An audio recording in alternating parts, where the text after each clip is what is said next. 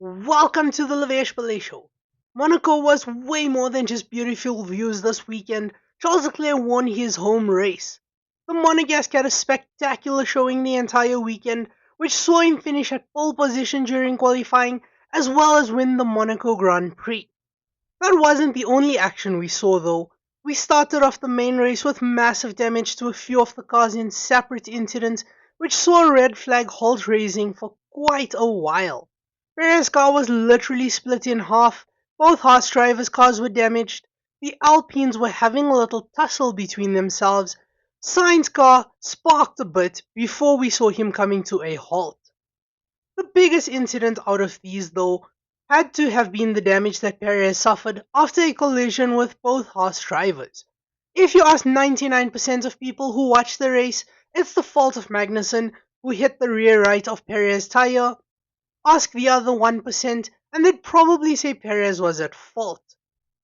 If you could see both points and argue for either side, well, I could do that, but I'm not really going to. I'm just going to let you know why each side probably saw it the way they did.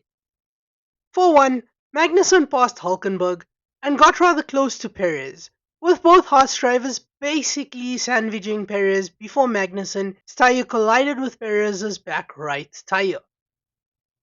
This was rather concerning from Magnussen, who could have held back and waited for a clearer opportunity before trying to pass the Red Bull driver.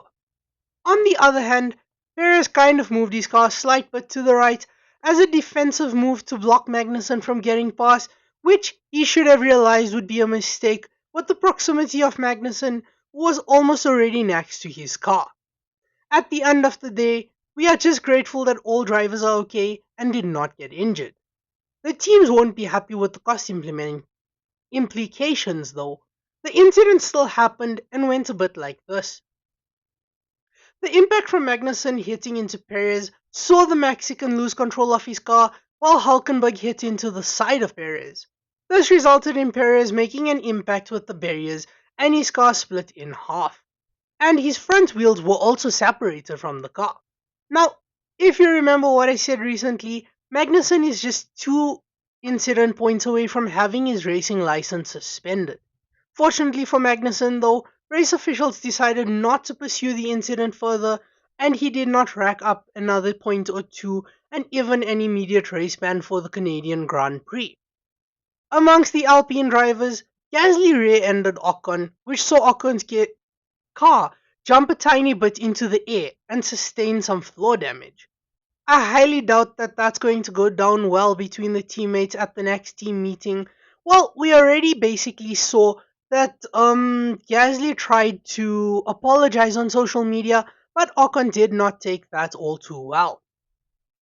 Now, the first thing that occurred and resulted in a yellow flag for the race was an incident that saw Sainz's car start sparking a bit before he had to pull over to the side of the track, which was most likely due to an incident between Piastri and himself. The red flag allowed the race to be paused and teams to make their way back to the pit lane to carry out a bit of changes to their cars. The awkward part of the whole situation was that teams had to remain in the pit lane and not move the cars back into the garages while performing these changes. This gave the Ferrari team a chance to repair any issues that Sainz's car may have sustained before the race resumed. The stop also allowed teams to change their tyres to avoid a further pit stop throughout the entire race to go through the mandatory 2 tyre change that they have to do. When I say 2 tyre change, I mean 2 different compounds. So either one hard, one medium, or one medium, one soft, or one hard, one soft, you get the gist.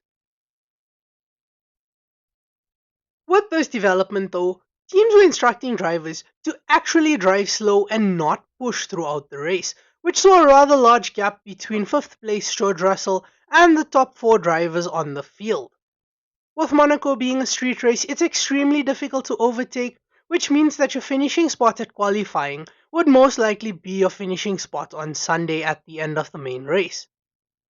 The only factors that would most likely change this would be a pit stop or a rather bold overtake, which surprisingly we actually saw Stroll and Zhou Guanyu do.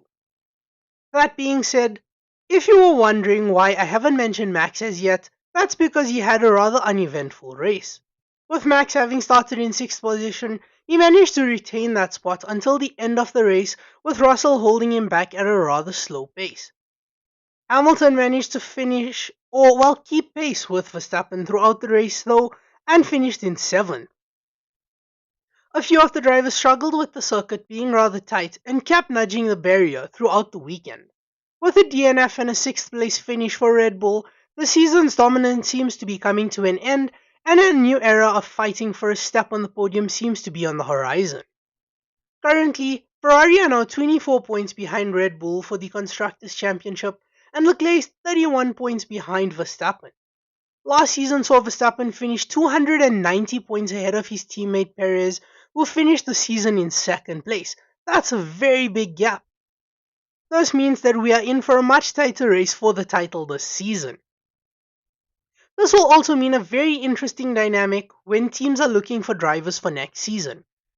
I'm thinking that Magnussen staying at Haas now may be extremely far-fetched, unless he can go without an incident for the rest of the season. Well, I'm going to keep this episode short as I did with last week's, but I'm going to be posting shorts before races as well, so subscribe to my YouTube channel for those. If you enjoyed this episode, don't forget to like, subscribe, and share the content. Thank you for listening to the Lavesh Show.